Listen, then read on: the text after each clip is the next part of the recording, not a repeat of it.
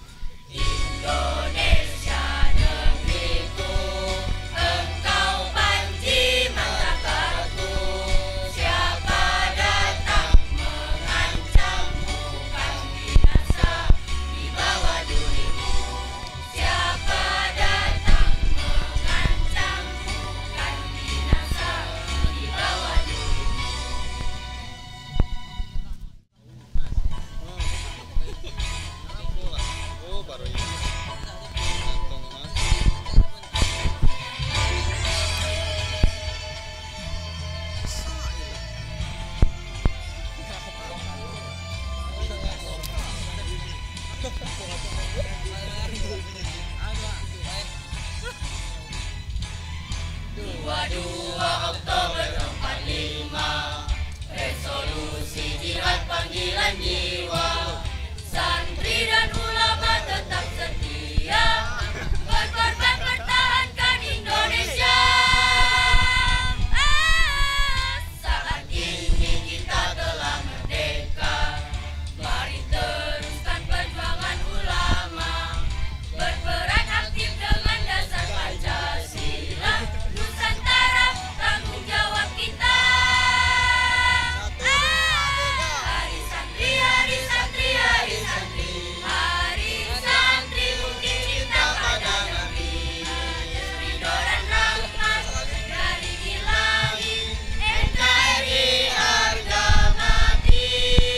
Ayo santri, ayo santri, ayo santri, ayo ngaji dan patuh pada kiai. Jaya bangsa, jaya negara, jayalah pesantren kita.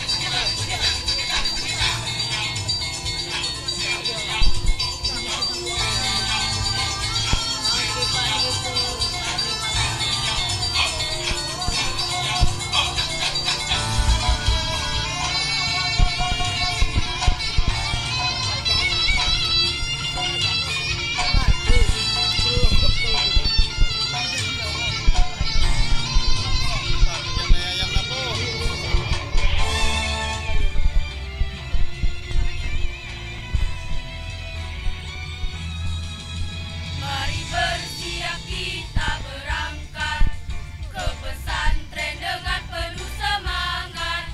Raih cita-cita, luruskan niat, mengabdi untuk kemaslahatan umat. Hari santri, hari santri, hari santri, hari santri bukti cinta pada negeri. Ridho dan rahmat dari Ilahi, NKRI harga mati.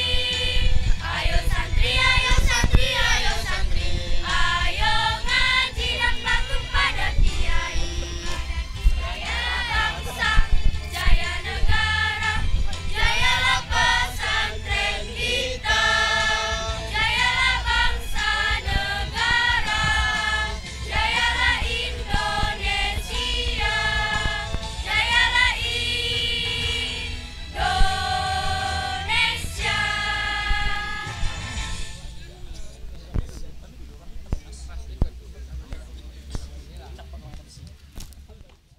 Salam alaika ya Rasul, salam alaika ya Habib, salam alaika, salawatullah alaika, Allah ya Nabi, salam alaika ya Rasul, salam alaika ya Habib, salam alaika, salawatullah.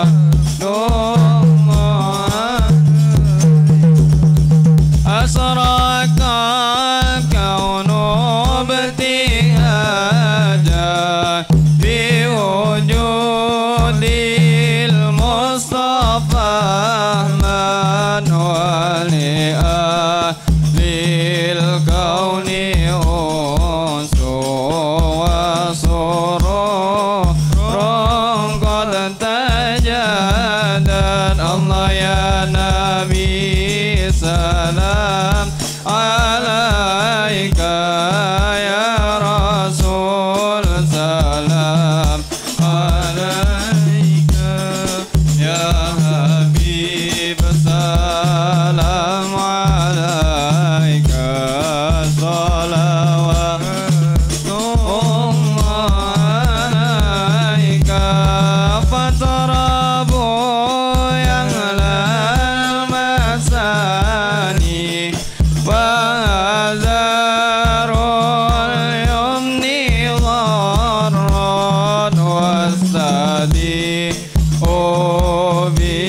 جمال فقبل حسن تفار مرحبا بك إن بك نسعد مرحبا يا رسول نور العين مرحبا مرحبا جد الحسين مرحبا ما بجاهي يا إلهي مرحبا جربا لكل مقصد مرحبا مرحبا يا نور العين مرحبا مرحبا جد الحسين طلع البدر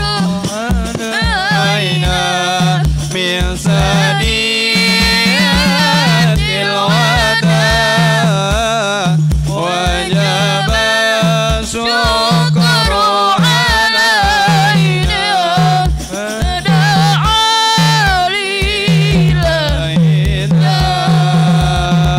أيها المبعوث فينا جئت بالأمر المطاع أنت وصانا جميعا يا جمال الدماء طلع البدر علينا من ثنيات الوداع وجب الشكر علينا ودعا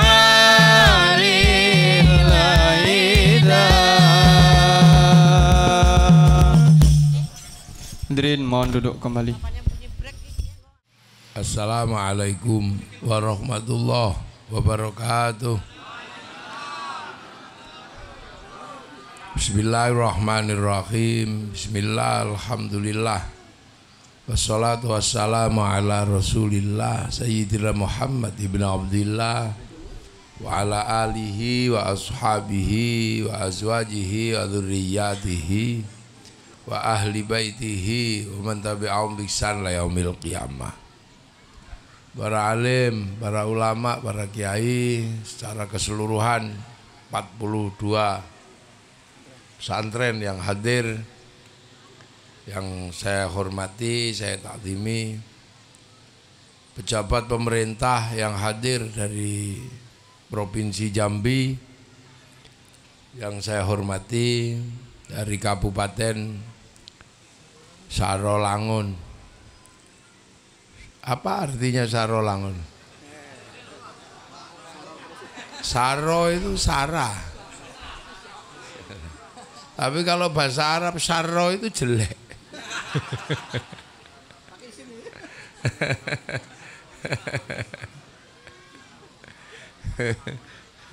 Kalau pakai sin beda lagi.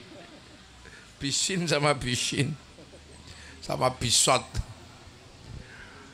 Pak Bupati atau yang mewakili atau calon wakil bupati, calon bupati yang hadir yang saya hormati, Pak Camat, Pak Lurah, dan yang saya hormati yang mewakili gubernur atau calon gubernur, wakil gubernur yang hadir, anak-anakku sekalian, santri, santriwati se-Sarolangun yang saya hormati, terkhusus ada ini beberapa bunyai ini yang jaringan pengasuh pesantren. Besok ke pondok ya, Desember pertengahan dia jadi kongres apa di pondok. Para hadirin wal hadirat yang berbahagia, alhamdulillah di akhir-akhir zaman kayak begini kita ini malah sering diingatkan untuk kebaikan. Ini sesuai firman Allah, wal asri.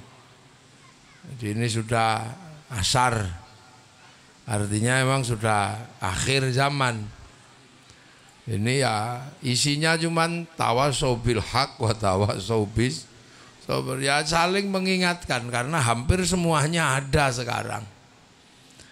Apa yang enggak ada? Coba sampean cari.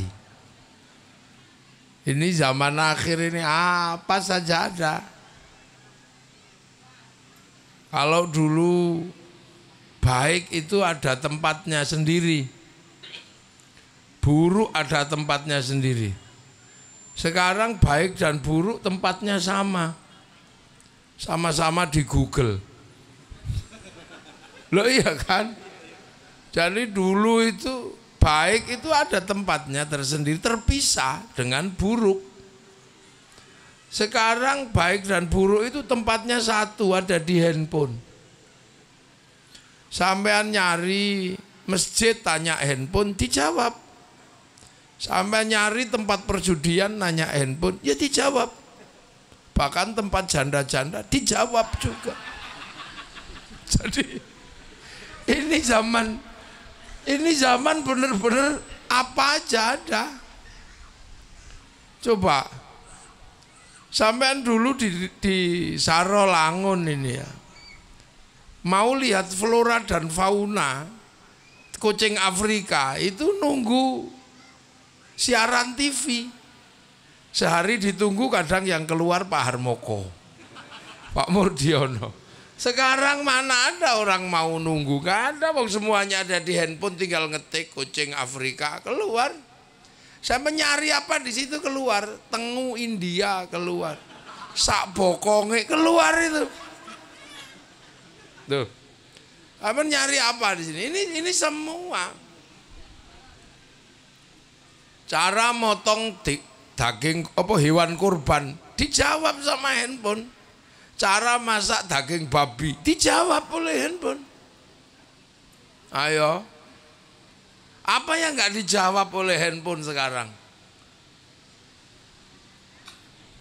Dulu sampean kalau kangen karena ditinggal transmigrasi, itu kan mesti nulis surat kan, cari kertas warnanya pink, warnanya yang merah, baunya bau mawar, jangan bau melati, bau genderuwo.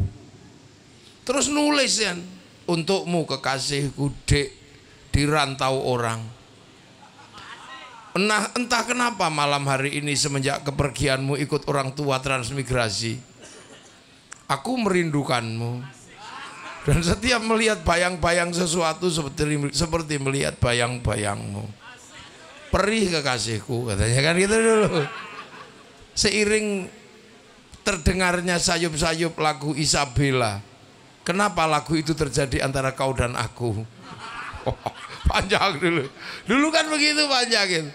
Terus terakhirnya itu biasanya D 4 kali 4 16. Sempat tidak sempat harap dibalas.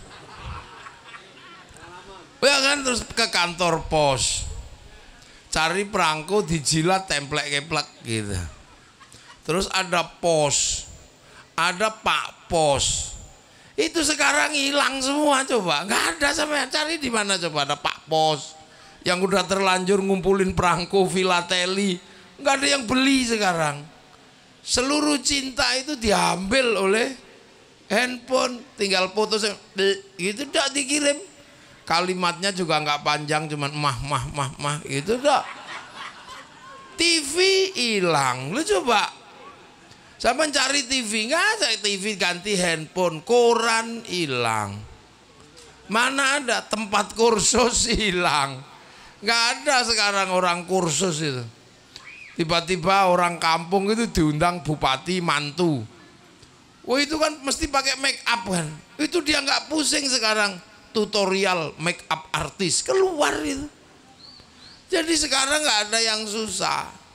Bahkan ibu-ibu di antara kita ini kalau tiba-tiba disuruh masak terenggiling itu tahu caranya. Apa? Googling. tutorial masak terenggiling nggak ada. Makanya sekarang nggak ada orang bodoh. Dulu kalau mau ngaji cari kiai, terus duduk di depan kiai bersimpuh penuh sopan santun, wong isinya ilmu itu pada kiai. Sekarang bisa ngaji tanpa ada kiai, sambil bisa ngaji lewat YouTube, sambil metangkring gitu keluar sambil lihat. Saudara, marilah kita tegakkan. Wah, bisa sekarang. Makanya orang sekarang punya ilmu kadang nggak punya adab. Ya itu dunia ini, sampai mau nggak mau, suka nggak suka, ini dunia baru. Dulu anak-anak kalau disuruh pergi cari rokok langsung berangkat. Sekarang enggak. Anak-anak suruh, nak beli rokok, diem aja, bapaknya marah. Kamu disuruh beli rokok malah nggak berdiri. Online pak, COD. Nah, ini dunia yang 20 tahun yang lalu nggak ada. Nggak ada dulu. Punya anak cantik tunggu depan rumah, siapa tahu yang apel kurang ajar. Ditanya, kamu siapa? Orang tuamu mana? Kerjaanmu apa? Sekarang kita punya anak dicegat di depan pintu, anaknya video call. Bapakmu mana? Depan pintu nyegat kamu. Ini dunia baru. Jadi ini zaman akhir, memang butuh kesabaran. Karena yang benar itu juga di mana-mana, nggak ada orang bodoh. Makanya di Sarolangun ini sekarang nggak ada orang bodoh. Semuanya pintar, cuman dablek. Pintar semua, cuman dablek. Nah itulah makanya alhamdulillah kita ini masih bisa silaturahmi, ketemu kayak begini. Ini manusia. Ya, masih bersyukur. Mengingat bahwa kita ini di pedalaman dan pelosok kayak begini kok masih bisa menikmati ajaran Rasulullah. Ya udah disyukuri aja. Walaupun kadang nggak terlalu komplit, ya nggak apa-apa lah, wong namanya juga manusia. Ya disuruh sholat 5 waktu capek, makanya ada yang cuman senengnya maghrib tok, ada yang hobinya seminggu sekali Jumatan, ada yang seumur-umur cuman sekali Lebaran juga ada. Ini sudah di dinamika dunia baru yang nggak kebayang sebelumnya. Jin banyak yang pensiun. Lo jin pensiun, wong kiai aja pensiun sekarang. Kiai yang sakti itu dulu kan selalu didatangi, orang-orang minta kesaktian, nempeleng orang pingsan gitu. Kiai yang begitu pensiun sekarang. Karena apa? Nempeleng orang itu 60 juta sekarang. Di visum kena 60 juta pensiun. Kiai yang ahli mahabbah orang, misalnya biar perempuan itu cinta sama laki-laki. Kiai yang sering ngurusi doa-doa urusan percintaan pensiun. Karena cinta sekarang itu tumbuh bersama Avanza. Pajero. Sampean lagi Innahu min Sulaiman. Yang satu udah datang bawa Pajero, telat sampean, kalah sudah. Lah ya perempuan juga harus rasional dong. Antara naik Pajero sama jalan kaki. Ya naik Pajero. Lah ya betul. Makanya laki-laki harus kaya biar dicintai banyak wanita. Lah iya. Ya kan? Udah nggak punya uang, setiap hari bau rokok, terus yang diarep-arep apane? Ora enak apek meneh ae berai aja milih sing model ngono iku. Lah ya santri itu harus perlente dong. Iya.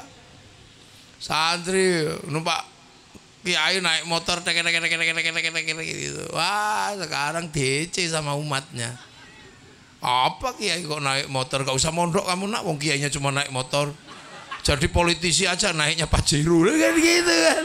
Itu kadang memang ya orang harus masuk akal. Jangan atas nama zuhud terus kemudian kita kemana-mana naik teruntung itu. Kan gitu.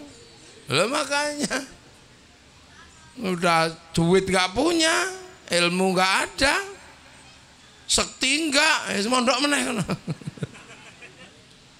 Lah ini dunia baru.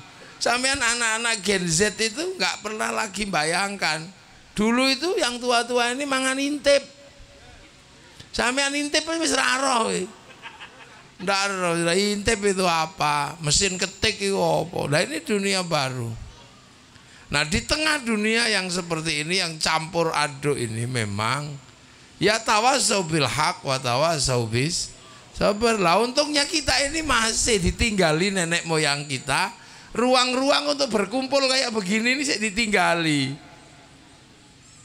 Mulutan masih kumpul, Isra Mi'raj masih kumpul, ada orang mati masih kumpul, pitulasan dhisik kumpul, bersih desa masih kumpul, ini kumpul.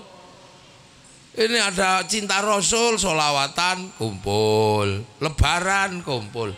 Ini mekanisme sosial yang ditinggalkan nenek moyang kita. Agar apa? Agar kita selalu bisa tawasau bil haq wa tawasau bis sabar. Lo nggak kebayang kalau yang kayak gini ruang publik gini nggak ada. Tadi opo terusan? Huak semua sampai uwe-uwe. Lo karena handphone ini ya kalau nggak punya basic ya susah. Nah itulah. Maka beruntung kita ini punya sistem kemasyarakatan yang ditinggalkan nenek moyang kita, yang tidak dimiliki oleh bangsa lain. Islam di Timur Tengah nggak punya kayak begini. Makanya kalau ada isu dikit langsung jebol bangsanya. Ada orang bawa bendera la ilaha illallah langsung geger semua. Karena apa? Nggak ada ruang bersama untuk tawasau bil haq wa tawasau bis. Ini bendera tauhid, percaya gelai. Kalau di sini bendera tauhid apa? Wong itu bendera Hizbut Tahrir. Lu kamu kalau anti ini anti la ilaha illallah, ya enggak, wong aku tahlilan ya la ilaha illallah. Saya anti bendera PKI palu arit, tapi kalau ke sawah ya tetap pakai arit, pergi nukang pakai palu. Loh. Kita punya cara-cara kayak begitu. Bahkan negara pun sangat diuntungkan dengan cara seperti ini. Coba ketika COVID kemarin, kalau nggak ada kiai, sopo sing iso nglerekno sholat Jumat? Ayo, polisi apa berani menghentikan sholat Jumat?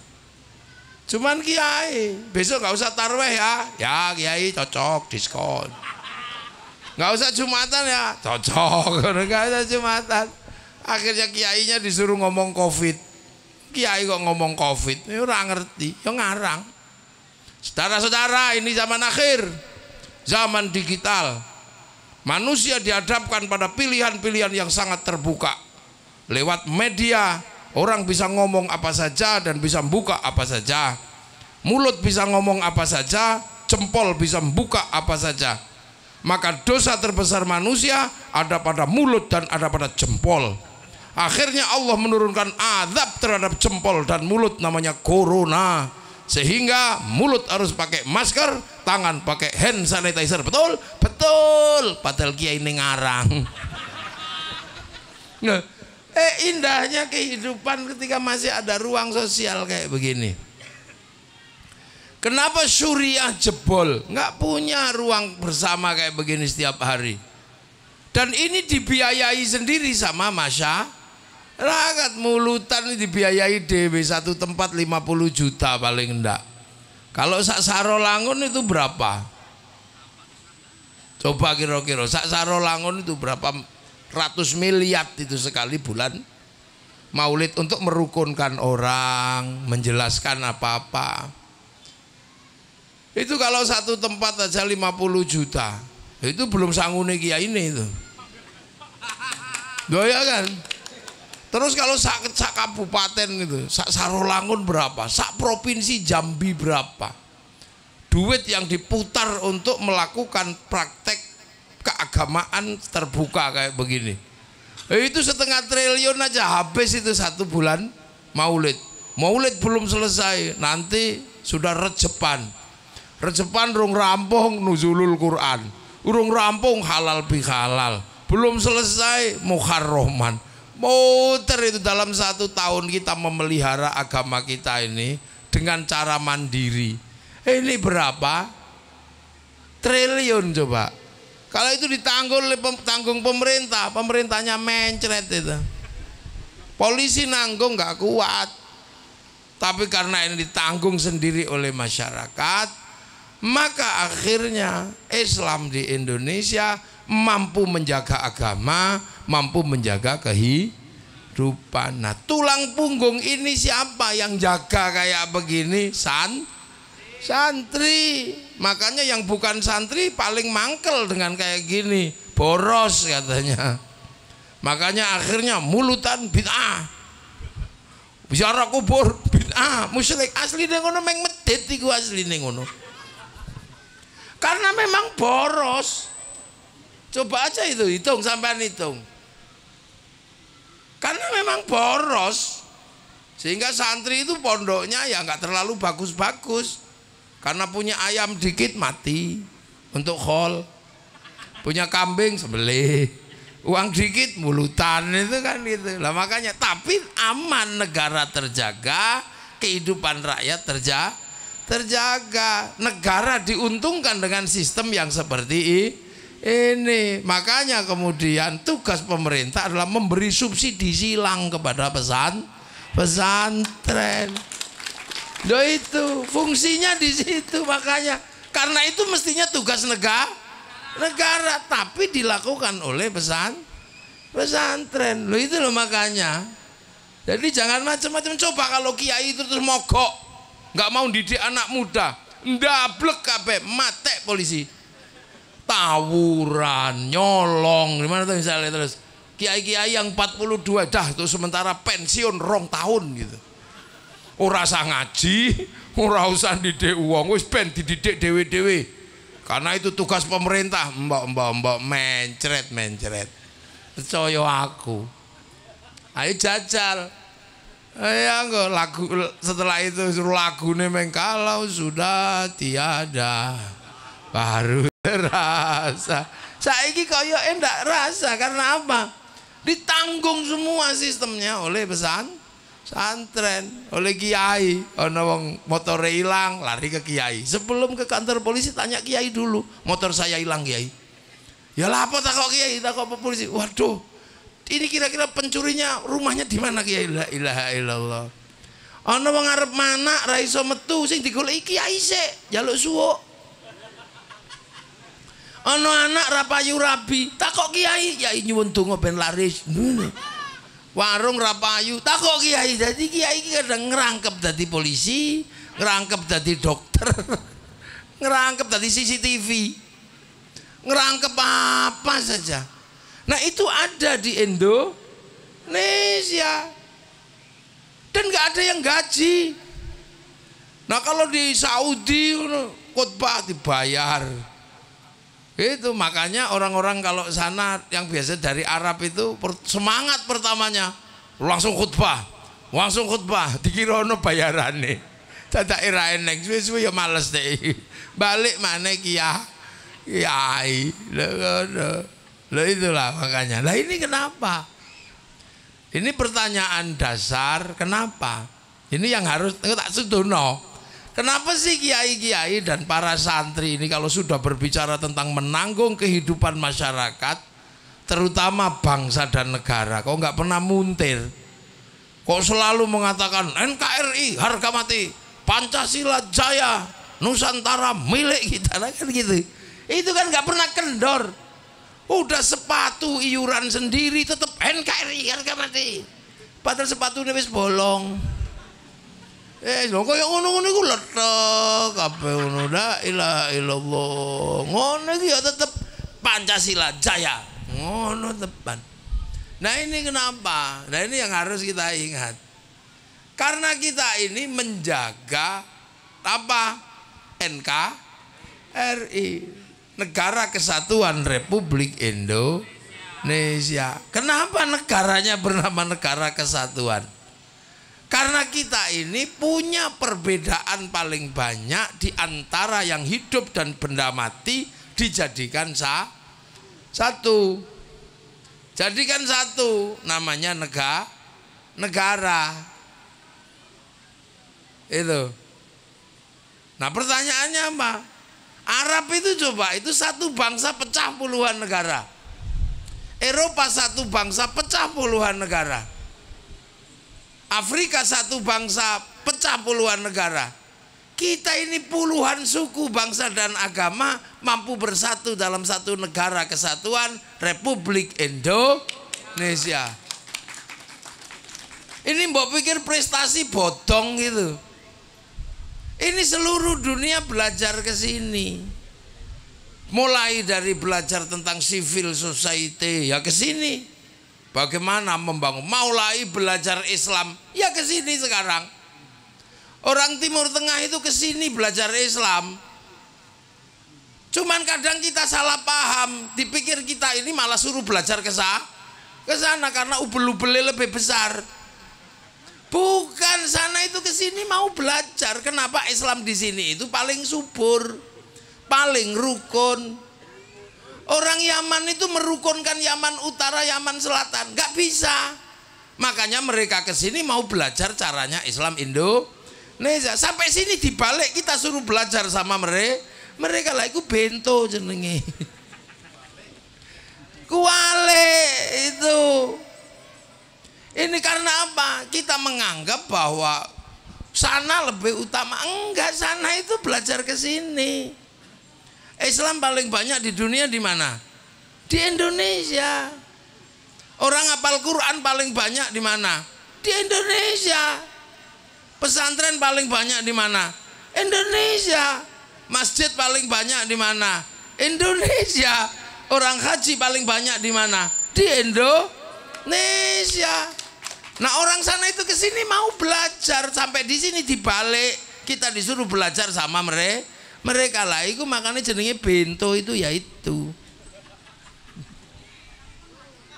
Lah itu makanya paham. Makanya mereka itu seneng di sini karena apa? Di sana ruwet. Akhirnya selalu cerita Islam terbaik di sana. Kata siapa? Di sana ngaspal jalannya aja nggak bisa karena miskin. Loh, ini tak ceritakan. Saya ini pengembara, jadi kemana-mana. Dan negara dengan konsep kesatuan ini yang paling mencontoh Nabi itu Indonesia. Loh, Nabi itu dulu di Arab sendiri kan. Wa kafa billahi syahida Muhammadur Rasulullah. Nabi itu sendirian di Arab. Kenapa ada wakafa billahi syahida? Karena Nabi lahir di Arab. Orang Arab gak ngerti Nabi. Orang Mekah itu penyembah berhala. Orang yang ngerti Nabi itu yang punya kitab suci lah. Yang punya kitab suci itu ada di Filistin sama di Madinah. Orang Mekah nggak ngerti Nabi, makanya orang Mekah disebut jahiliyah karena menyembah berhala. Sama kayak orang sini. Orang sini ya Sarolangun wis ngerti kiai, makanya ketika saya datang ke sini nggak khawatir, wong sudah ngerti kiai pasti dikasih tempat duduk, disambut wis ngerti kiai orang sini. Lah coba saya masuk pedalaman Irian itu yang nggak ngerti kiai, bentuk kayak saya pasti dikira tim pemburu babi. Ini Pak, ini saya kita ngaji santri pelan-pelan ya. Pokoknya hari santri. Jadi, nah Nabi itu di Mekah, kampung yang tidak ngerti Nabi. Makanya ketika Nabi Muhammad mengaku Nabi, orang Mekah ini Nabi opo? Nggak ngerti. Coba ngaku Nabi di Filistin, langsung oh iya Nabi Muhammad utusan Allah itu. Lah orang Mekah nggak ngerti Nabi, apalagi Nabi di sana ajarannya susah bagi orang Mekah. Ya kan, susah ajarannya. Orang sudah nggak ada air disuruh wudhu, sudah tahu nggak ada air disuruh jinabat. Kan ngerepot kayak di Mekah itu. Wah Muhammad ini ngerepotin aja. Udah tahu nggak ada air suruh wudhu, minum aja susah suruh jinabat. Padahal jinabatnya orang Mekah itu nggak kayak kita sebulan sekali. Iku semalam bisa 8 kali. Udah tahu Tuhannya banyak, diajari Tuhan satu gak kelihatan. Sudah tahu makanan susah, disuruh sodako. Sudah tahu panas, disuruh puasa. Sudah tahu syahwatnya tinggi, disuruh tawaf. Jangankan lihat muka, wong lihat kaki aja orang Arab itu syahwat. Makanya tiba-tiba Islam mengajarkan tawaf, kaki dibuka, muka dibuka. Itu kayak apa syahwatnya? Terus yang laki-laki disuruh pakai baju nggak boleh dijahit. Itu kalau mau daplek kan tinggal wes gitu aja. Tapi bisa ditata. Loh, makanya Islam pertama datang di sana itu gharib, terasing, ja'a ghariban wa sayaudu ghariban. Jadi jangan sampean harus pahami kenapa ada wakafa billahi syahida. Allah tok saksinya, Rasulullah, karena orang Mekah tidak mengerti Nabi. Sampai akhirnya Islam menyebut walladzina ma'ahu, orang yang bersama Rasul mendapatkan hidayah, namanya sahabat. Makanya sahabat itu ya orang Arab, nggak ada sahabat namanya Joni, nggak ada. Nggak ada orang Sarolangun. Yang nggak mau terima ya orang Arab yang namanya kufar. Makanya Abu Jahal, Abu Lahab, musuhnya ya Abu Bakar. Nah terus terjadi rekonsiliasi rukun, ya sudah, yang kafir masuk Islam, mu'alaf terjadi satu, disebut ruhama ubay nahum tarohum rukaan sujadai yabtaguna fadlam minallah waridwanan simahum fi wujuhi min athari sujud. Rekonsiliasi, ya sudahlah, ayo rukun bareng. Yang tadinya tuannya dipanggil hambanya mau, Abu Bakar dipanggil Bilal azan juga datang. Semuanya rukun. Yang tadinya musuh Wahsy jadi rukun. Itu namanya ruhama ubay nahum, rukun.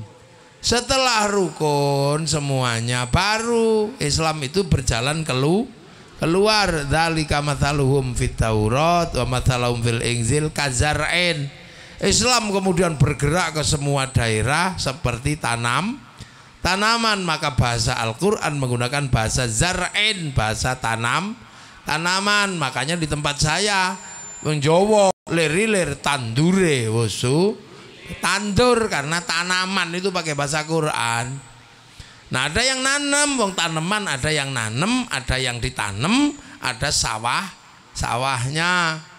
Nah ada yang nanem ke Eropa, namanya Tariq bin Ziyad, panglima perang. Ada yang nanem ke Cina, namanya sahabat Sa'ad bin Abi Waqqas, pedagang. Ada yang nanam ke Afrika, sahabat Salman, sahabat Bilal. Tapi gayanya berbeda-beda karena tipologi masyarakatnya beda. Nah ada yang nanam ke Indonesia. Nah itu yang kemudian dikenal dengan wali. Nah itu yang beda, yang sana panglima, yang situ saudagar, yang kok kesininya ini wali. Kenapa? Nah ini yang kadang orang-orang kalau nggak paham ribut, masa yang nanam wali? Oh tidak ada lah ya, kesini wali karena sebelum Islam datang di sini Hindu itu yang boleh ngomong agama kasta tertinggi namanya Brahmana. Kasta kesatria para raja nggak boleh ngomong agama. Kasta Wesya pegawai nggak boleh ngomong agama. Kasta Sudra petani pedagang nggak boleh ngomong agama lah. Pedagang itu sekaya apapun dia Sudra, maka nggak bisa saudagar membawa Islam. Makanya kalau ada cerita Islam disebarkan oleh saudagar itu ngarang. Karena yang harus ngimbangi Brahmana itu sopo? Yo wali. Brahmana punya cakti, wali punya karoma. Makanya kemudian cerita pengislaman itu cerita tentang kesaktian. Kenapa nggak ada cerita tentang membangun ekonomi lah? Orang Nusantara kok diajari bangun ekonomi? Wong Islam datang ke sini itu sudah negara-negara besar. Jambi sudah punya kerajaan Batanghari, Palembang sudah punya kerajaan Sriwijaya, Jawa sudah punya kerajaan Majapahit. Sebagai sebuah negara sudah makmur sini. Tahun 1250 bangsa ini menjadi bangsa superpower di dunia, mampu menaklukkan Mongolia. Jadi Mongolia itu penakluk Eropa, penakluk Arab, penakluk Cina, runtuh semua. Menyerang bangsa Nusantara, habis diajar sama ekspedisi Pamalayu, persatuan antara Singapura, antara Singasari, antara Sriwijaya, terus termasuk Jambi, semuanya bersatu melawan Mongolia. Akhirnya Mongolia ditenggelamkan di Selat Malaka. Satu-satunya bangsa yang mampu menaklukkan Mongolia adalah bangsa Nusantara.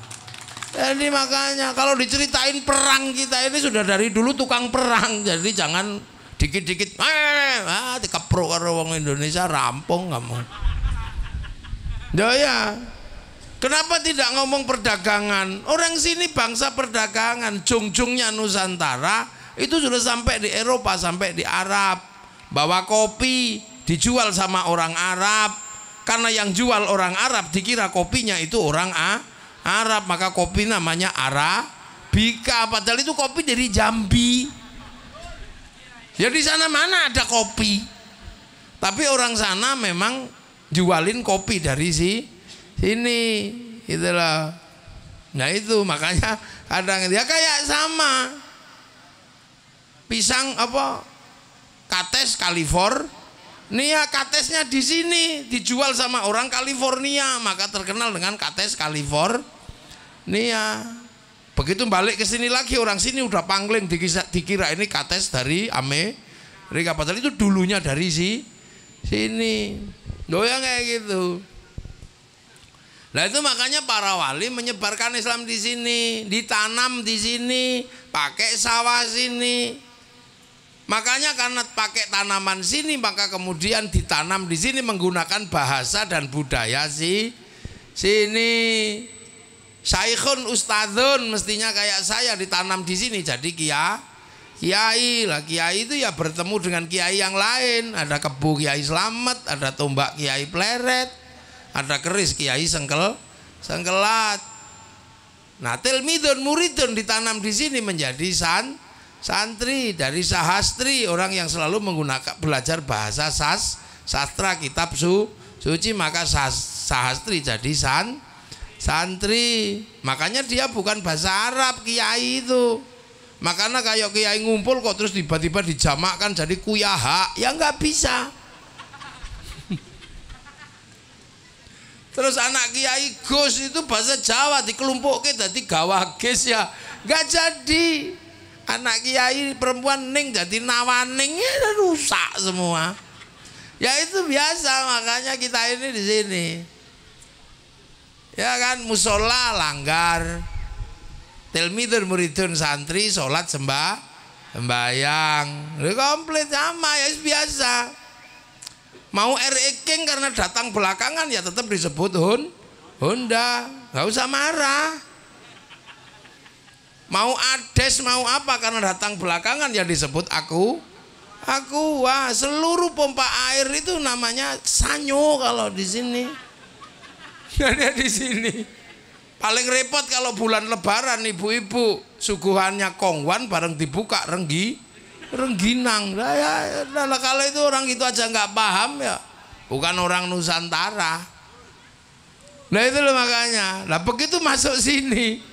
Bangsa ini sudah jadi, sistem perdagangan sudah mapan, tahun 1300 sudah mapan, bangsa ini udah jadi semua. Gak ada bangsa ini jahiliyah itu gak ada, tata ekonomi sudah punya, tata negara punya, hubungan sosial punya, dan semuanya rukun bineka tunggal ika. Kenapa orang sini rukun? Nah orang sini hidupnya enak. Kenapa di Arab ribut? Nah, nggak ada hiburannya. Orang sini kan hiburannya banyak. Jalan-jalan di sawah, lihat jangkrik, diadu, hiburan. Lah ya kan ke sawah, nok welut, no nyulo, hiburan. Ya Allah, ono laba-laba tidu, hiburan. Nyulo iwak hiburan, apa hiburan? Ono pitik didu hiburan, manuk doro balapan hiburan sini lah. Kalau sana kan hiburannya cuma ketangkasan.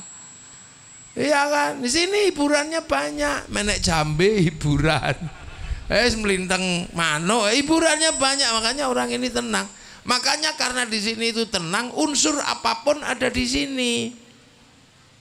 Pertemuan perbedaan barang hidup maupun barang mati di sini paling banyak. Hewan paling banyak di mana? Ya di sini. Orang Arab itu paling ya unta sama kambing. Nggak ada di sana undur-undur, nggak ketemu. Bang boleh nanti coba.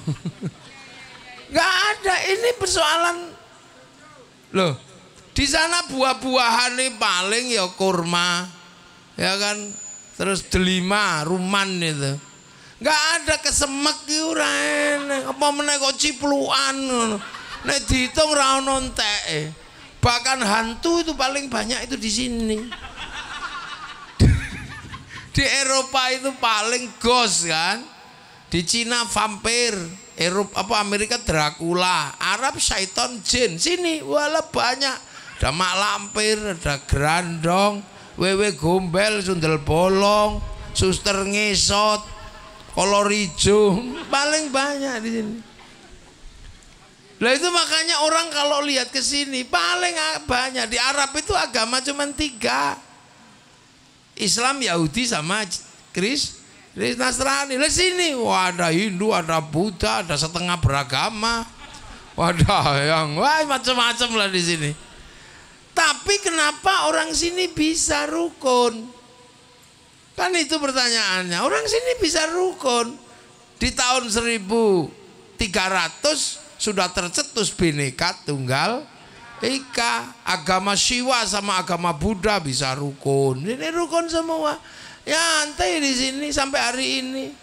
Nah maka ketika Islam datang, setelah merukunkan idiom-idiom bahasa-bahasa agama di sini, baru kemudian bagaimana tanggung jawab merukunkan manusia. Maka semenjak itulah bagaimana Islam datang tidak malah menjadi ribut, menjadi ruwet. Maka yang dicontoh adalah Rasulullah. Bagaimana cara Rasulullah merukunkan orang yang berbeda-beda di Madinah? Ya dirukunkan dengan apa? Hiduplah kamu berbeda-beda tapi saling tanggung jawab. Kullukum ra'in wa kullukum mas'ulun an ra'iyati. Kalian semua adalah para pemimpin yang harus hidup saling bertanggung jawab. Nah orang yang hidup berbeda-beda tapi saling tanggung jawab, Rasulullah menyebut ra'iyah. Ra'iyah itulah yang dipraktekkan di Indonesia menjadi rakyat. Jadi zaman kalau pengen tahu kenapa orang Indonesia disebut rakyat, itu berasal dari ra'iyah, kata-kata Rasulullah. Dan satu-satunya bangsa muslim dunia yang bisa mengambil kalimat ra'iyah untuk warga bangsanya dan dipraktekkan hanya muslim Indonesia. Ini yang kadang orang tidak ngerti. Jadi rakyat kita ini bukan people. Orang Eropa itu people. People itu apa? Vox populi, vox dei. Suara mayoritas, suara Tuhan. Begitu dia mayoritas, dia jadi diktator nganggo karepe dewe atas nama Tuhan. Nah, makanya khilafah dan ikhwanul muslimin gak cocok di negeri ra'iyah Indonesia. Nah, kita juga bukan komunis. Komunis itu proletar. Begitu dia banyak diktator proletar. Lihat kita ra'iyah saling bertanggung jawab, bisa mimpin, bisa dipimpin, sudah bebas di situ. Mau laki-laki, mau perempuan punya kedudukan yang imbang. Makanya laki-laki ya sekolah, perempuan ya sekolah. Laki-laki ya bisa jadi lurah, perempuan bisa jadi lurah, sampai tingkat presiden. Itu Indonesia. Makanya nggak usum di Indonesia itu dikit-dikit mengaku kami turunan ini. Lewat sudah nggak seperti itu Indonesia, sudah ra'iyah. Jadi yang menolak orang yang dikit-dikit bicara nasab kami, itu konsep ra'iyah itu yang nolak. Karena apa? Ra'iyah itu inna akramakum indallahi atqakum. Ya ayuhan nas, he manusia. Di Arab itu manusia itu masih dianggap beda. Kulit putih, kulit hitam beda. Inna khalaqnakum min dzakari wa unsa. Aku bikin laki-laki perempuan. Di beberapa negara di Arab dan di Timur Tengah masih ada perempuan itu nggak boleh ngapa-ngapain. Disuruh ngaji nggak boleh. Di sini bebas. Wa ja'alnakum syu'uban wa qabaila, di sana masih kami suku terbaik.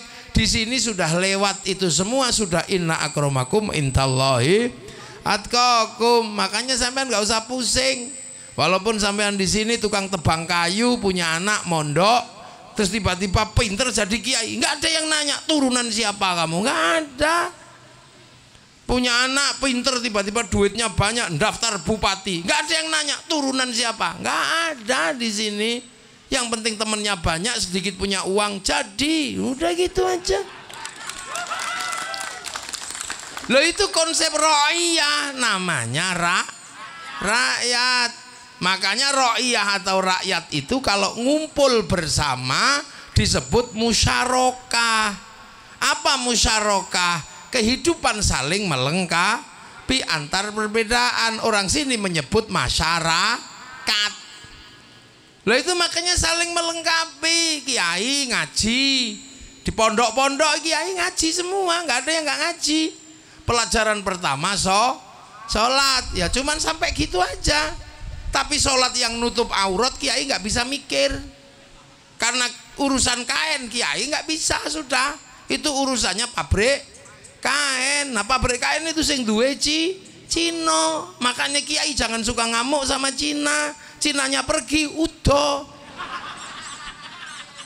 Loh itu konsep musyarakah, makanya disebut masyarakat. Wudu ya cuman wudu tok nyuruh. Tapi disuruh ke kamar mandi, di situ pakai air.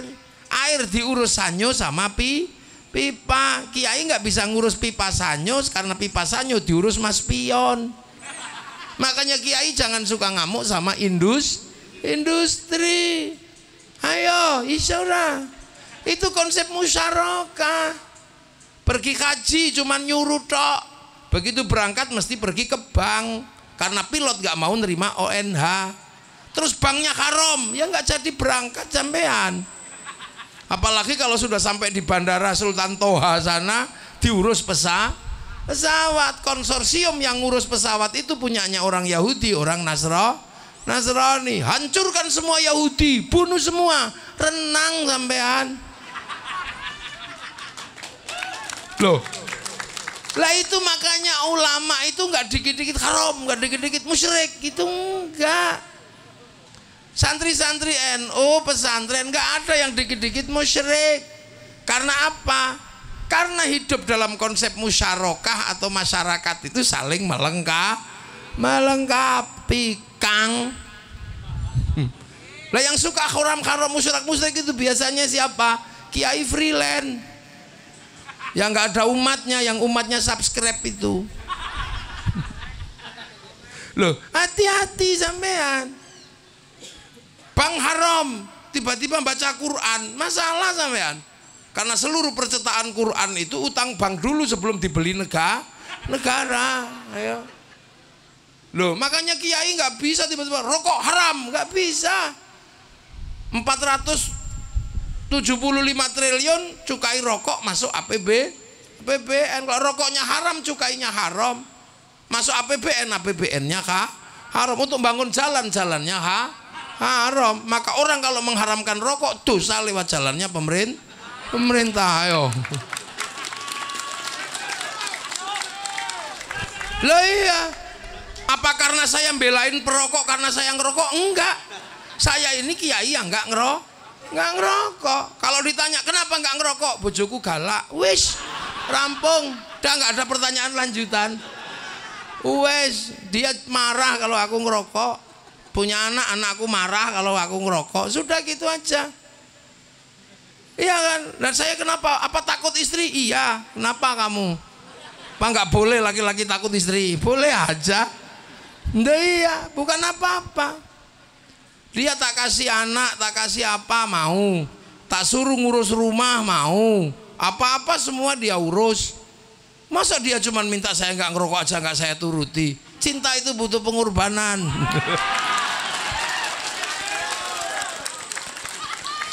Nah, jadi makanya konsep musyarakah mana sih? Kiai-kiai yang dikit-dikit emosi, dikit-dikit marah, dikit-dikit haram, nggak ada. Kecuali kiai yang nggak punya umat. Saya ini jelek-jelek Surya NU ngawur ae sampean. Saya ini bukan kiai freelance ngawur ae. Loh, makanya itu konsepnya musyarakah. Itu hidup bersama. Coba, lo bahkan agama pun itu nggak bisa berdiri sendiri.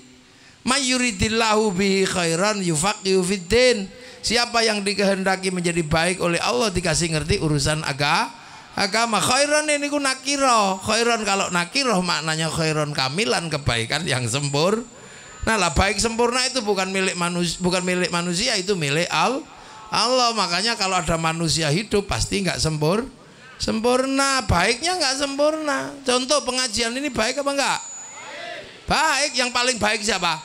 Ya kiainya. Loh, kalau pengajian ini kalau nggak ada kiainya ya jelek. Makanya karena kiai itu orang baik ditunggu. Kebablasan masjid sana aja disusul. Minumannya banyak orang kiai. Habis saya itu jengkel kalau disuguh larutan penyegar itu. Saya nggak, buang aja larutan penyegar itu, nggak mau saya. Itu minuman suudon. Larutan penyegar itu minuman suudon. Rumang samu kiai ki panas dalam. Loh, kiai paling baik kalau ngaji ini baik, yang paling baik ya kiai. Tapi kiai nggak boleh ngaku paling baik. Karena apa? Karena kiai datang ke sini itu kelihatan baik karena diundang. Kalau nggak diundang ya nggak di sini. Nah yang ngundang siapa? Ya panitia. Yang nelpon siapa? Ya Pak Gubernur, Pak Haris. Sebelumnya saya ditanya, Gus kalau saya maju gubernur dukung nggak? Pasti tak dukung Pak Haris. Saya bilang begitu.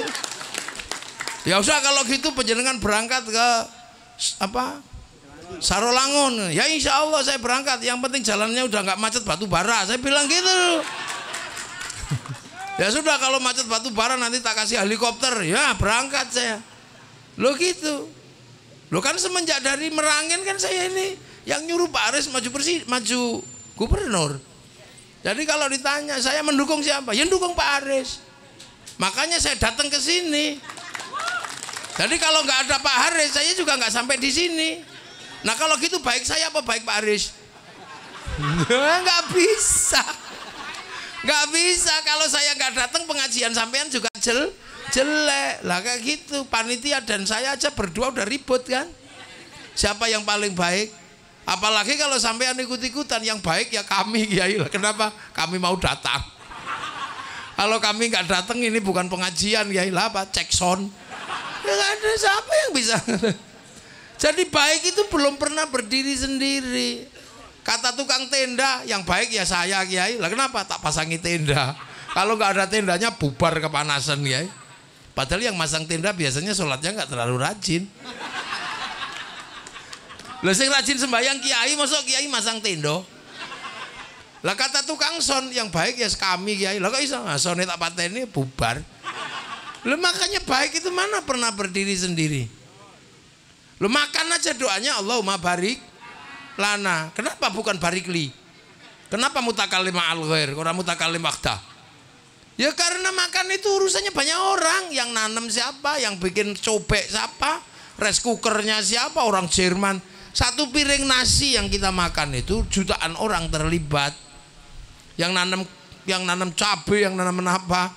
Nah orang Sarolangun nggak punya garam kan? Padahal makanan kalau nggak ada garamnya nggak enak. Yang punya garam siapa? Ya orang pesisir, ditambak-tambak garam itu. Sampean pernah curiga nggak? Jangan-jangan waktu bikin garam ditambak itu mereka kencing ditambaknya. Ya ada yang tahu. Makanya orang Jawa menyebut uyah sama uyo. Jangan-jangan pas gawe uyah nguyuh kan kita juga nggak pernah tahu. Terus garam dibawa dari Jawa pakai truk ke sini, sopirnya mampir warung remeng-remeng, tahu sampean? Jadi baik itu belum pernah berdiri sendiri. Maka ya, yang terpenting adalah konsep musyarakah itu hidup bersama, saling bertanggung jawab. Inna akramakum indallahi. Tapi kemudian kita mencoba bangun konsensus bersama, membentuk kehidupan. Agar apa? Terjadi kesepakatan.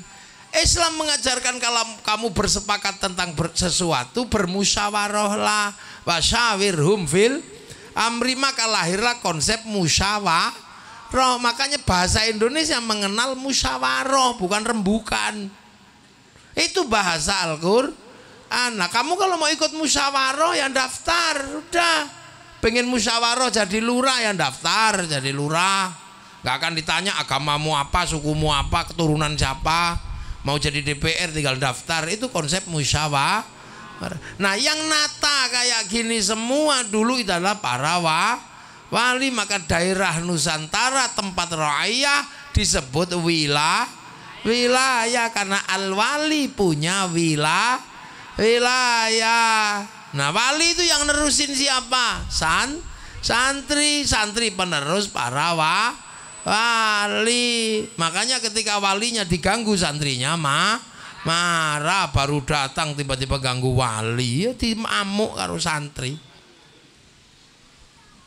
Nah, itu wali. Nah, itulah akhirnya bikin kesepakatan NKRI, Negara Kesatuan Republik Indonesia. Berbagai bangsa, suku dan agama bersatu dalam satu negara. Maka payungnya pakai Pancasila. Kalau Nabi bikin piagam Madinah, kita bikin Pancasila. Tertinggi tetap Tuhan. Jadi Tuhan itu tetap tertinggi, gak boleh Tuhan ditaruh di bawah. Ketuhanan tetap tertinggi. Setelah ketuhanan, urusannya berikutnya adalah urusan manusia, karena segala isi dunia ini berputar pada manusia. Khalaqalakum ma fil ardi jami'a, muter semua. Kenapa ada pabrik rokok? Karena manusia ngantuan. Ya kan? Kenapa ada pabrik kursi? Karena bokongnya manusia pengen empuk. Kenapa ada jalan? Karena manusia pengen cepet. Kenapa ada pampers? Karena manusia punya Kenapa ada ini manusia semua? Kenapa ada minuman? Karena manusia minum. Mana ada dunia ini yang berurusan bukan dengan urusan manusia? Semua terkait urusan manusia. Maka urusan setelah Tuhan adalah urusan manusia. Lah, manusia nggak bisa hidup sendiri tanpa persatuan. Perempuan pengen cantik harus bersatu dengan Perancis yang pinter bikin skincare. Apa bedanya TNI, Polri sama Banser? Sama saja, yang beda itu cuma tulisannya tok. Nah, tulisan itu dibordir oleh mesin bordir dari Cina, mereknya Butterfly. Nah, maka harus bersatu, nggak bisa. Bikin anak aja harus bersatu. Sendiri-sendiri di online nggak jadi. Ayo, sampean jadi birokrat harus bersatu. Gitu loh, harus bersatu semua, tidak ada yang bisa berdiri sendiri. Maka manusia butuh persatuan, perbedaan apapun harus bersatu. Nah, orang untuk menerima perbedaan itu nggak mudah, ya. Karena apa? Perbedaan itu harus didasari pada landasan kesetaraan. Landasan kesetaraan adalah kullukum ra'in wa kullukum mas'ulun an ra'i yati. Maka persatuan hanya bisa dilandaskan pada kerakyatan. Berbeda-beda apa saja tapi hidup saling bertanggung jawab. Tapi menerima perbedaan orang juga nggak mudah. Beda agama dikit marah-marah, beda politik marah-marah, dikit-dikit nggak mudah untuk menerima perbedaan. Butuh hati yang luas, yang penuh pancaran ketuhanan, hati yang diisi dengan nilai-nilai ketuhanan. Bahwa Allah itu Ar-Rahman, belas kasih dunia dan akhirat, apapun dibelas kasih Allah.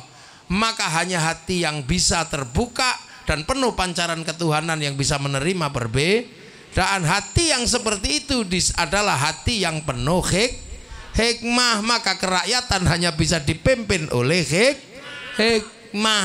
Ud'u ila sabili rabbika bil hikmah. Loh, jadi mbok pikir iki kiai-kiai mbiyane ngarang gawe Pancasila. Itu pun tetap harus ada kebijaksanaan. Jangan cuma bijak sini. Mentang-mentang calon bupati dari kecamatan A yang bijak kepada A aja, yang BC gak diurus. Mentang-mentang calon gubernur dari kabupaten ini, kabupaten lain gak itu namanya bijak sini, gak bijaksana.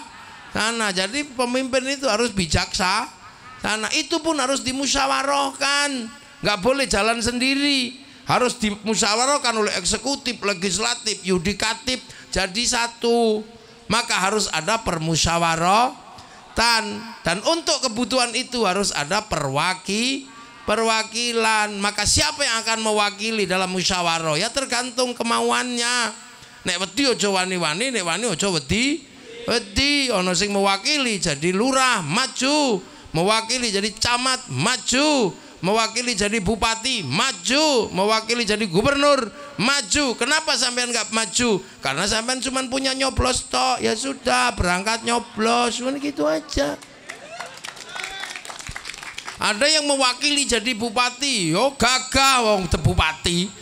Nah sampean mewakili sopo? Mewakili pemilih. Udah gitu aja, semua pada posnya masing-masing agar tercipta keadilan sosial bagi seluruh rakyat Indonesia. Lah itu sopo sing ngulang? Ya Gusti Allah. Duh. Ini semua pelajaran dari Allah. Pelajaran pertama adalah bahwa semuanya harus diurus. Karena apa? Manusia yang terbaik, jangan sampai ribut, jangan sampai cakar-cakaran, harus ada sistem. Nah, kita bangun sistemnya, bagaimana caranya manusia ini tetap terjaga. Laqad khalaqnal insana fi ahsani taqwim. Agar manusia nggak hilang kebaikannya, harus dikasih agama. Maka Allah mengutus nabi. Yang nabi itu teruskan oleh para ulama. Maka siratal mustaqim, ada siratal ladzina an'amta alaihim. Nah itu fungsinya amanu wa amilus sholihat. Manusia yang baik harus ditopang oleh agama yang baik. Tapi manusia yang baik dan agama yang baik nggak akan terjaga kalau tidak tercipta apa? Tidak tercipta keamanan bangsa dan negara. Letaknya ada di mana? Watin, demi buah tin, simbol Nabi Nuh. Wazaitun, simbol Nabi Isa, Nabi Ibrahim. Waturi sinin, simbol simbol Nabi Muhammad apa? Wahadzal baladil amin, dan demi keamanan bangsa dan negara. Loh, wacana Quran niku cuma apa? Allahu akbar. Bismillahirrahmanirrahim. Antini wazaitun. Suwe gitu. Makanya sumpah Allah pada ulul azmi jelas, watin, demi buah tin untuk Nabi Nuh. Wazaitun untuk Nabi Isa, Nabi Ibrahim itu Filistin. Waturi sinin untuk Nabi Musa, gunung Tursina. Nabi Muhammad itu sudah wa'adal baladil amin, karena zaman Nabi Muhammad semua bangsa sudah punya negara. Loh, makanya kita membentuk baladil amin. Baladil amin bernama NKRI. Manusia yang baik kita jaga, agama yang baik dijaga kiai. Baladil amin dijaga oleh tentara, polisi, gubernur, camat, bupati. Makanya polisi jangan terlalu rajin sholat duha. Itu kerjaannya kiai. Polisi itu jihadnya di mana? Ya di perempatan, jaga perdamaian. Gubernur ya juga sama. Di kantor jaga administrasi publik. Nah itu yang penting. Lurah di mana? Ya di kantor. Lurah kok berdino manakiban, ya bubar masyarakatnya. Nah itu jihadnya sampean di situ. Makanya sampean harus tahu. Itu loh Indonesia terjaga, manusianya terjaga, agamanya terjaga. Kenapa Suriah jebol padahal manusianya baik, agamanya baik? Karena tidak tercipta baladil amin. Kenapa Afghanistan jebol? Manusianya baik, agamanya baik, bunuh-bunuhan. Kenapa? Karena tidak tercipta baladil amin. Indonesia tercipta wahadzal baladil amin. Itu makanya kalau ini terjadi, masa lalu dan masa depan terjaga dengan aman. Falahum ajrun ghairu mamnun. Kalau sudah seperti ini, fama yukadzibuka ba'du biddin. Alaihissallahu bi ahkamil hakimin. Kita tinggal jawab bala wa ana ala dzalika minasy syahidin. Jadi mbok pikir kiai-kiai ngarang gawe negara itu. Perintah baladil amin. Cuman bentuknya seperti apa terserah. Yang penting menjamin keamanan bangsa dan negara. Maka mari kita jaga. Itulah caranya kiai. Makanya kiai sudah waktunya nyoblos ya nyoblos. Setelah ada yang terpilih gubernur, ada yang terpilih bupati, syukur bolone dewe sudah.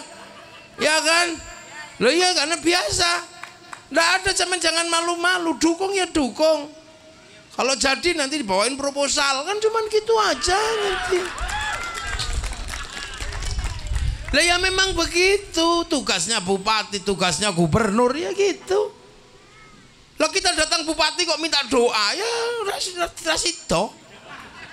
Kiai datang ke sini minta doa, nanti begitu jadi kita bawa proposal. Udah gitu. Yang lain sudah kita jaga, masa kiai masih harus jaga nih kayak ini? Enggak, tugasnya bupati. Lah enggak. Lah itu ada tugasnya masing-masing. Tapi ya juga jangan dipikir yang lain juga harus dikasih, jangan kok kemudian bijak sini tok.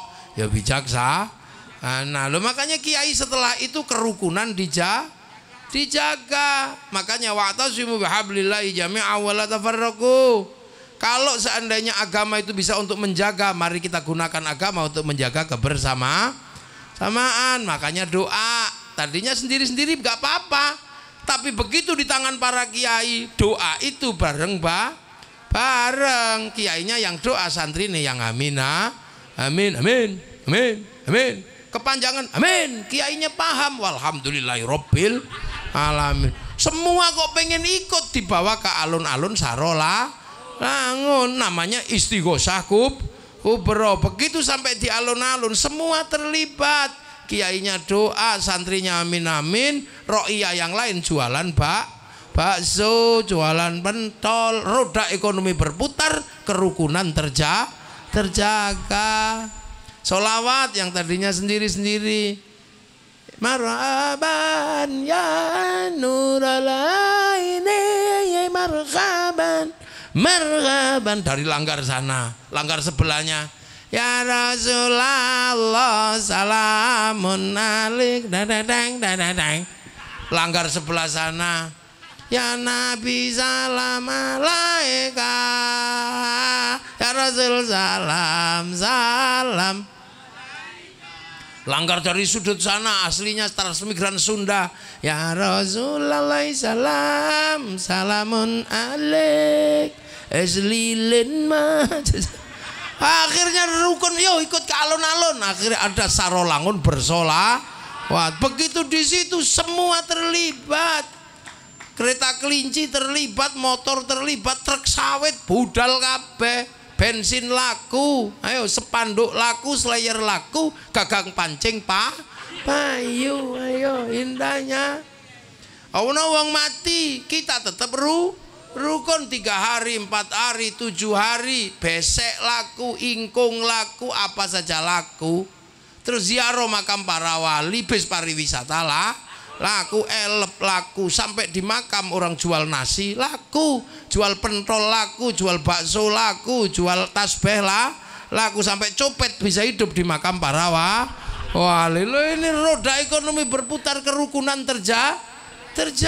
Ini lo Indonesia. Begitu di dalam makam rukun, la ilaha illallah, la ilaha illallah. Wong kiai ini tuwek gitu.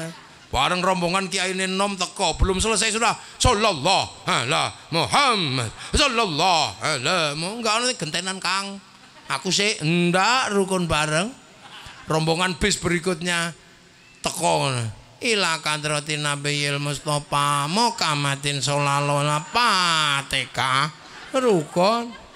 Rombongan berikutnya ibadallah rijalallah aghithuna li ajlillah akunu aunana lillah azanaqallah bifadlillah. Urung rampung sebelah teko ngawiti ingsun, sampai kadang sing zikir melok katut sing suarane banter. Rukun tidak ada yang ribut. Tiba-tiba ada satu orang masuk, wah ini copet ini kira-kira, dicurigai karena sendirian gak bawa rombongan. Tahu-tahu dari jaketnya keluar speaker, rombongan dari Sarolangun ditunggu di bis. Ya nggak ribet tak? Begitu semua orang berziarah ke makam para gurunya, ada kerinduan.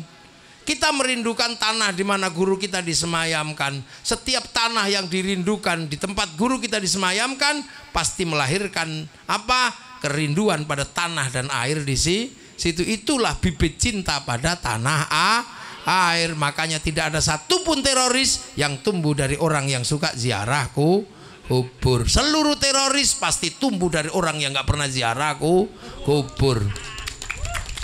Kesimpulannya apa? Tidak ada satupun santri yang jadi teroris. Itu buka, itu epistemologi sekolah. Terus kiai itu juga paham agama itu menangan. Wong nek wis ngomong agama ora ono sing iso ngalahno atas nama Tuhan. Makanya kalau para ulama orang ngomong agama dibagi dua. Kiai itu didom loro, ada kiai sakti, ada kiai kurang sakti. Kalau kayak saya ini kiai nggak sakti, maka nggak apa-apa, bisa diinterupsi. Gus wis sore wis panas leren. Nah ada kiai yang sakti. Kiai sakti itu siapa? Kiai kalau sudah khutbah wis ora ono wong wani. Mana ada orang berani khotib? Interupsi nggak berani kan? Mesti kalau sudah taqallah menangan khotib itu. Makanya agar khotib itu nggak ngawur, diatur, suruh baca teks dan dikasih tongkat. Akhirnya wong baca teks ya sopan. Itaqullah. Lepas teksnya ditiup kipas angin bubar. Apalagi pegang tongkat begini nggak bisa gini-gini, orang pegang tongkat pasti tongkatnya jatuh. Makanya kiai kalau bawa teks, bawa tongkat itaqullah. Begitu tongkat sama teksnya hilang, saudara Jokowi ya gitu makanya sampai kalau lihat yang kocelok-kocelok itu lihat aja masjidnya pasti nggak ada tongkatnya itu lihat. Loh, ini namanya strategi kebudayaan. Loh, itu dilakukan oleh para ulama. Bapak pikir guyon. Itu Indonesia. Loh, makanya karena ini tinggalan para wali, maka begitu dijajah, ya santri ya terdepan ngadepi penjajah. Lah ini begitu ini jangan kira sampean bangsa ini merdeka itu tinggal tidur, enggak. Makanya yang tidak terlibat dalam kemerdekaan dan perang jangan mengaku bahwa kamu punya andil memerdekakan Indonesia. Lah ya merah putih lho, endi ana merah putih. Lah meng dasku tok sing merah putih. Merah putih itu yang sekarang harganya berapa coba? 15.000. Itu sekarang, Mas. Tapi untuk memerdekakan bangsa ini, merah putih dulu itu minta nyawa ribuan, ratusan ribu, bahkan jutaan. Surabaya yang kita kenal dengan Hari Santri itu berawal dari merobek bendera biru miliknya Belanda. Jadi jangan dikira merah putih itu harganya mahal, pakai nyawa. Di Jawa Tengah tempat saya mengibarkan merah putih, tembak Belanda. Makanya kalau bikin rumah dikibarkan di dalam rumah. Belanda curiga tiangnya kasih tebu, masih curiga tiangnya kasih padi, masih curiga tiangnya kasih pisang, masih curiga tiangnya dikasih kelapa. Saya curiga mana sesuk gowo tumpeng karo ingkung. Kata Belanda, oh mangan we angel. Tapi Belanda tidak tahu, tumpeng ingkung habis, padi mengering, tebu mengering, pisang rontok, kelapa rontok, yang tersisa tinggal merah putih di dada kami anak-anak Indonesia. Jadi merah putih itu mbok pikir murah regane, mahal. Sama dengan bendera-bendera negara yang lain. Kok iso saiki mbok ganti karo bendera Palestina punya masalahnya sendiri. Kenapa Palestina tidak tegak menjadi negara sampai sekarang? Karena setelah kemerdekaan mereka nggak rukun sesama anak bangsa. Fatah sama Hamas tembak-tembakan. Kita semuanya rukun dalam TNI Polri. Lo contoh rukune iku ora kok contoh gelute. Gelut ya wis saiki wayahe rukun. Makanya kita ingetin, merah putih dulu minta nyawa. Sekarang cuma minta ngene tok wis sing alasan bid'ah, sing alasan musyrik. Mereka ini pasti zaman perang nenek moyangnya adalah mata-matanya Belanda mesti. Makanya jangan main-main, orang menegakkan merah putih itu mati semua. Tiba-tiba sekarang ada yang pidato, merah putih karya nenek moyang kami. Nenek moyangmu yang mana? Kamu orang Yaman mau memerdekakan Indonesia itu dari mana ceritanya? Makanya kayak gini mesti diomong no biar nggak diambil orang lain. Lu kan gitu. 45 kenapa merdeka tanggal 17? Bung Karno menginginkan tanggal 24. Tapi aturan internasional bahwa negara yang merdeka karena diserahkan oleh bangsa yang kalah perang akan diserahkan kepada penjajah yang sebelumnya. Kalau kemudian Jepang menyerah tanggal 20 tanggal 15, 16, 17, kita menunggu tanggal 24, maka sama saja kita akan diserahkan kembali kepada Belanda. Maka anak-anak muda Indonesia menculik Bung Karno di tanggal 16 dibawa ke Rengas Dengklok, harus merdeka sekarang. Lo kenapa? Tunjuk, oh ya sudah. Tapi akhirnya dimerdekakan cuma 6 orang. Soekarni, Soekarno, ada Sarir di situ, mereka 6 orang. Itu makanya kemudian karena ini cuma 6 orang, besok kita baca kembali kemerdekaan di tanggal 17. Jadi bukan karena HP Pak Likuitang ngawur ae sampean kok. Santri sing perang kok mbok dikok ilmune sapa ngono ya aja ngawur ae. Kok ngon merdekakno negaramu ruwet kaya ngono tiba-tiba. Lah engko nek kene percaya karo nggonmu terus golek contoh nanti wong nggonmu ruwet kaya ngono. Ya iya kan tidak boleh. Makanya saya keras kalau udah begitu. Persoalan kamu mengaku nasab siapa ora urusan aku.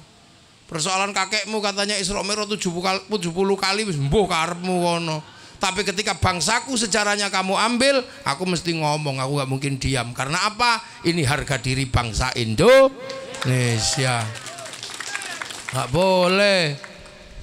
Ya kalau kemudian kamu bilang 17 Agustus kakek kami yang buat, ya tak sali ini lagu nih 16 Agustus tahun 45. Loh kok 16? Esoknya hari kemerdekaan kita ya udah kita. Lah ini tentang negara. Pancasila katanya mereka yang buat. Tuh, padahal santri yang berperang di Indonesia dari Sabang sampai Merauke yang perang kok tiba-tiba nggak bisa. Nah itu makanya kalau sudah demi NKRI santri tidak pernah mundur karena ini tinggalan para wali disebut wilayah dan santri penerus para wali. Diskusi seperti ini di negara waktu Pak Jokowi mimpin semuanya hadir, seluruh elemen hadir, nggak ada yang bisa bantah bahwa santri memang secara terbuka terbukti secara historis bahwa memang bergerak mempertahankan Indonesia di 10 November tahun 45 melalui resolusi jihad tanggal 22 Oktober real legitimate. Makanya kemudian negara memberikan legitimasi untuk bikin hari santri tanggal 22 Oktober. Tadi nggak ngarang buktine apa ono buktine ora kaya saiki iki buktinya mana nggak ada. Kakekmu katanya wali buktine ndi ora eneng lah ora eneng apa-apa nek kok akokno dadi wong hebat iku kondi talane. Kita ikut berdebat tentang diskusi karena semua elemen negara sudah punya harinya masing-masing. Lah santri buktinya mana? 22 Oktober buktinya ono, teksnya ada, tempat rapatnya ada, peserta rapatnya ada, komando Mbah Hashim ada, ora kok ngarang. Jadi ya sudah, yang guru hari guru, yang santri hari santri. Makanya karena sekarang ada hari santri, maka dulu yang anti pesantren sekarang menyebut nama penduknya juga pesantren, ustadznya juga disebut kiai. Nah sekarang kita tinggal ngisi tentang masa depan kemerdekaan, cintai bangsa kita. Amerika juga mencintai bangsanya, Cina mencintai bangsanya, semua diceritakan sama mereka. Amerika menceritakan bangsanya lewat Hollywood nggak ada habisnya. Mulai dari bikin Wild West sampai The Last of the Mohican dia bikin. Kalah di Vietnam dia bikin Rambo 1 sampai 6. Kalah dengan Cina dia bikin American Shaolin, American Kung Fu. Kalah dengan Jepang bikin American Ninja, American Samurai. Bahkan samurai terakhir dari Amerika namanya Tom Cruise dalam film The Last Samurai. Cina nggak malu dengan menceritakan bangsanya dari ular putih sampai ular hijau, dari Wong Fei Hung sampai Sun Wukong diceritakan semua. Jepang samurai diceritakan semua sampai samurai muda diceritakan dalam Samurai X dengan tokohnya Rurouni Kenshin. Malaysia menceritakan bangsanya nggak malu-malu. Masa depan Malaysia diserahkan kepada si Upin dan si Ipin. Si Upin dan si Ipin gak boleh ribut kalau bangsanya mau maju. Jangan ribut dengan sesama anak bangsa. Jangan ribut dengan anak-anak India. Dari kecil kenalkan tokoh India yang kecil namanya Jarjit. Dia nggak boleh ribut dengan anak-anak Cina, kenalkan Mei Mei. Dia nggak boleh ribut dengan anak-anak Indonesia, kenalkan Susanti. Lah kita malah diajarkan mencintai bangsa yang lain. Nggak boleh. Kita Indonesia. Tiba-tiba ada ya Tarim, ini nggak boleh. Ya Jakarta, ya harus begitu. Itu negara orang. Ya kalau sana maju, sana nggak maju, nggak boleh. Makanya sekarang ribut di Jawa, lagi ribut ini. Wong yang ninggal itu orang Yaman kok tiba-tiba kholnya khol Solo. Ribut ini di Jawa. Besok tiba-tiba ada khol Jambi, tapi yang dikholi bukan orang Jambi, ya ribut. Di Gresik ada yang bukan orang Gresik, tadi khol Gresik. Besok ada khol Indonesia, isinya wong Londo, bubar. Nah itu makanya ini harus didudukkan semua. Karena masa depan dunia ini kembali kepada kekuatan bangsanya. Kita sudah selama ini lupa dengan bangsanya. Dua ayam gede didik, ayam Bangkok. Ya kan, punya jambu gede dikit, jambu Bangkok. Rambut ireng di abang-abang, Londo tadi LKMD, Londo komeng ndase. Nah inilah problem di Indonesia. Makanya alhamdulillah kita sudah mempersiapkan semuanya, bahwa apa yang diperjuangkan oleh nenek moyang kita diakui di Indonesia. Harinya disebut hari santri. Tinggal santri mengisi kemerdekaan, terus berjuang dalam aman wa amilus sholihat untuk menjaga baldatun thayyibatun wa rabbun ghafur, dalam rangka menjaga wahadal baladil amin. Amma ba'du. Dia baru muqaddimah. Lho kula niku kurang mulai ngaji. Iki lagi amma ba'du ya sing sabar tuh ngaji adu-adu kok langsung. Iki lagi amma ba'du. Paling sing sepuh-sepuh kudu nguyuh ngono to.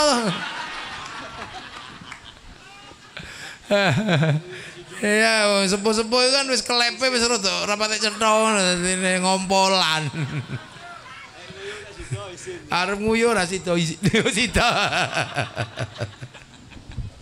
Ya Allah, nah inilah. Jadi semua akhirnya berbicara tentang bangsanya masing-masing. Singapura Korea itu loh, modal air mata karo meja makan. Itu sekarang jual semua produk Korea ke seluruh dunia, padahal modalnya meng drakor tok. Cina modalnya apa? Modal ular putih, ular hijau, Bung Fei Hung, Sun Gokong gitu. Kita nggak punya modal, maka anak-anak muda sekarang yang sekolah, mari para santri perkenalkan kepada seluruh dunia kita punya Indonesia, kita punya bangsa yang kuat. Kalau Eropa punya kisah cinta Romeo Juliet, Arab punya Kais dan Laila, Cina punya Sampai Ingtai, kita juga punya, semua punya kisah cinta. Di tempat saya punya Ande-Ande Lumut. Sana punya Cinderella, ibu tiri yang kejam. Kita punya bawang putih, bawang merah. Sana punya orang kuat namanya Samson. Kita punya siapa? Bandung Bondowoso. Di sini banyak sekali. Ayo.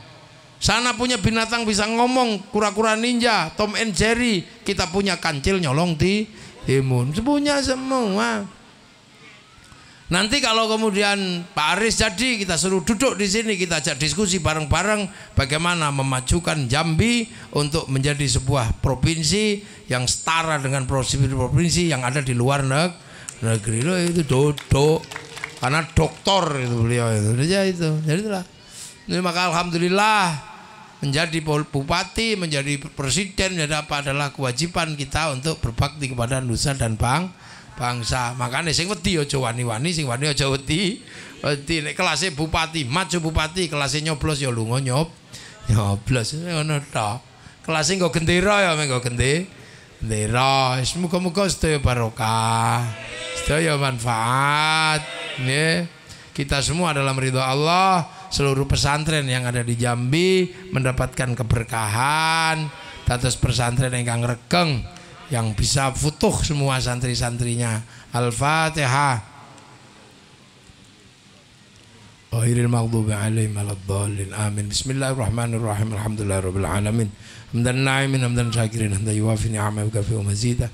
Ya Rabbana lakal hamdu kama yanbaghi li jalali wajhikal karim wa 'azimi sultanika. Allahumma iftah 'alaina futuhal 'arifin bi hikmatika wa anzilna rahmatak wa dzakkirna wa nasina berdoa ya Allah bi haqqi rabbana naskantu min dzurriyyati biwatin ghairi dzi zar'in inda baitikal muharram rabbana li yuqimus sholata faj'al 'abdan minan nasi tawi ilaihim warzuqhum minats thamarati yashkuni jalla aulatana dzurriyyatan dalamidin almin lil khair al-ibadah al-muslimin qiyamah bil mawsul maqasidana wa qasid dunya wal akhirah warzuqna rizqan halalan wa li abaina ummatina masyayikhina wa jil masyayikh wal masisna udul ulama masis jambi Allahumma ighfir lahum warhamhum wa fi mafan Allahumma tahrimna ajrahum la taftina ba'd maghfir Allahumma jil qabr muratamir adil jinan Allahumma zil rahmatan radiyya min qubur min Allahumma rasulullah bi aqli man narji la rabbika radiyatan mardiyah fadkhuli fi ibadil jannati rabbana atina min ladunka rahmah wa ilana min amrina rasyada wa ilana min amrina rasyada wa ilayya karim tammim jami'i bina'ana ya Allah ilayya karim tammim jami'i bina'ana bijahil mustafa sahil alaina ilayya karim tammim bina'ana bijahil mustafa sahil alaina rabbana atina fid dunya hasanah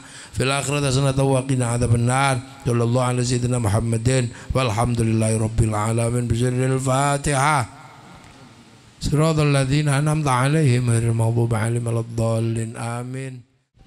Dari Pauh ke Pulau Pandan, singgah dahulu di pasar Pelawan, menyambung juang merengkuh masa depan, santri masa kini siap berkorban.